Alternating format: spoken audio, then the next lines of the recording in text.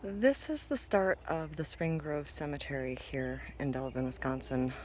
They've got the chapel area there that's also a mausoleum.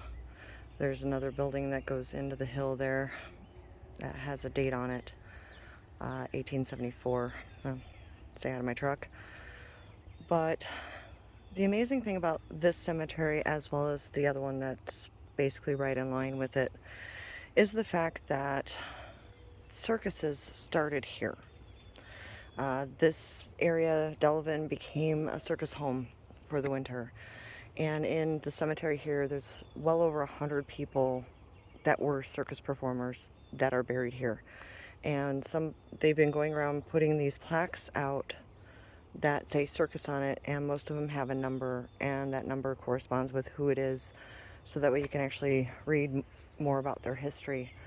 And this section right here, you can see, quite a few of these plaques in and around this area. There's another one here. And a lot of that is because of this grouping here, this family.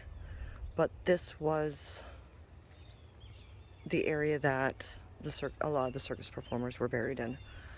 So those that passed away that could be buried here were buried here. And this area is marked with C stone markers, which usually it's an initial for family name.